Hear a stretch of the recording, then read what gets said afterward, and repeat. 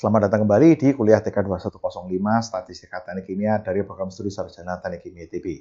Dalam video segmen kali ini saya akan membahas mengenai beberapa tips yang bisa kita gunakan dalam melakukan pengolahan data dengan menggunakan metode regresi linier untuk menghasilkan model matematik yang lebih baik.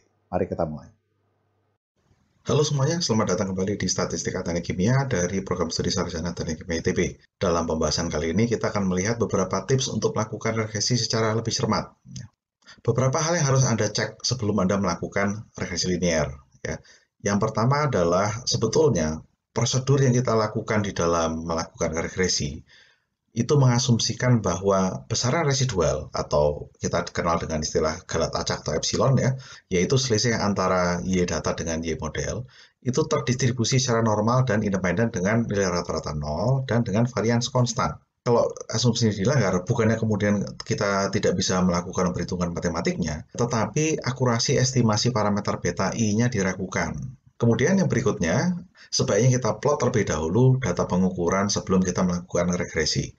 Ini untuk memastikan apakah memang betul ada korelasi linier antara Y dengan X, tanpa repot-repot melakukan regresi, jadi kita lihat terlebih dahulu secara kualitatif, kemudian apakah ada pencilan atau outlier yang harus ditangani. Ditangani itu artinya apakah akhirnya tetap kita masukkan dalam regresi atau kita buang misalkan pencilannya. Nah, ini contoh, ini adalah data hasil pengukuran strain atau regangan sebagai fungsi dari modulus Young untuk suatu bahan polimer. Ya, jadi yang sebelah kanan ini adalah regangannya atau strainnya dan yang sebelah kiri adalah modulus Young.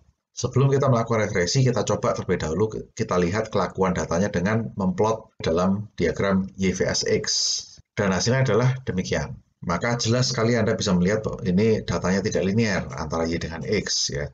Kalau ini kita paksakan kita regresi, maka mutu dari hasil regresinya tidak akan baik. Ada beberapa cara untuk menangani data yang kelakuannya demikian. Antara lain, besaran X yang kita ubah menjadi skala log X, dan hasilnya yang ada di sebelah kanan, Anda lihat sekarang sudah jauh lebih linear datanya ketimbang yang sebelah kiri ya. Nah, ini bisa kemudian Anda olah dengan regresi linier. Kemudian berikutnya, makna dari intercept dan juga bagaimana menangani atau bagaimana mewaspadai keberadaan zona majemuk. Ini misalkan adalah data kalibrasi suatu instrumentasi analitik. Jika data ini kita plot apa adanya tanpa melakukan regresi, maka kelihatan bahwa alat menunjukkan lebih dari satu zona respons linier. Di sini linier, kemudian di sana juga linier, tetapi dengan gradien yang berbeda. Nah, kita lihat nomor 1, zona 1. Apakah di sini ada maknanya? Kalau kita paksakan, jadi dalam melakukan regresi, kita bisa memaksa intercept untuk melewati titik 00. Masalahnya adalah kita harus memastikan dulu ada makna fisiknya atau tidak. Dalam hal ini untuk zona 1, kita bisa berargumen bahwa jika konsentrasi analitnya 0, seharusnya instrumennya tidak mencatat sinyal apapun. Ya, jadi pembacaannya juga harusnya 0. Bayangkan sekarang jika rentang kerja dari praktikum Anda itu tidak di sini, tetapi di sini. Artinya konsentrasi analit yang Anda urus di lab itu tidak berada di zona 1, tetapi adanya di zona 2. Apakah Anda harus memaksa bahwa interceptnya 0? Atau apakah kurva regresinya itu memang harus sampai ke daerah sini atau cukup di sini? Ya. Nah, jika Anda memang betul-betul yakin bahwa zona kerja Anda itu terbatas di sini, maka Anda tidak perlu memperpanjang kurva kalibrasinya sampai ke zona 1.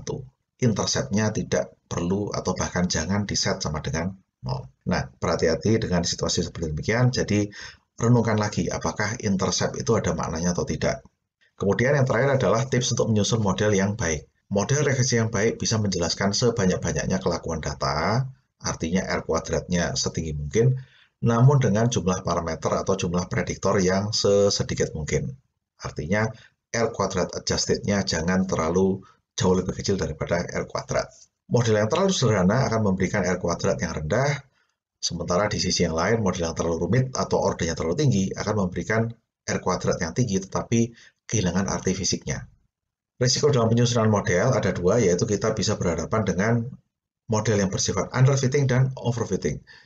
Kalau modelnya berkelakuan underfitting, artinya dia terlalu sederhana. Ya. Banyak kelakuan data yang tidak bisa dijelaskan karena order modelnya terlalu rendah. Barangkali datanya berorder 2, Anda paksakan di-fit dengan kurva order 1. Itu namanya underfitting. Ya, di sisi ekstrim lain, ini dinamakan dengan overfitting. Anda memasukkan terlalu banyak suku model, Anda terlalu banyak memasukkan prediktor. Hasilnya memang betul, R-nya tinggi sekali. Artinya, kurva regresinya memang betul, mampu menghampiri banyak sekali titik data. Tetapi, Anda tidak bisa menjelaskan mengapa kelakuannya demikian secara fisis. Katakanlah misalkan Anda mendapatkan ini mungkin order 5 atau order 6, polinomial. Ya. Anda akan kesulitan menjelaskan mengapa kelakuannya polinomial order 5, order 6, order tinggi berapapun. Jauh lebih mudah menjelaskan kelakuan berorder rendah. Jadi Anda harus banyak-banyak berlatih untuk bisa memberikan takaran yang pas, sehingga Anda mendapatkan model yang optimal, ya model yang paling baik. Sekali lagi, model yang baik adalah yang bisa menjelaskan sebanyak-banyaknya kelakuan data dengan jumlah parameter yang sekecil mungkin. Baik, terima kasih atas perhatian Anda dan sampai jumpa di sesi berikutnya.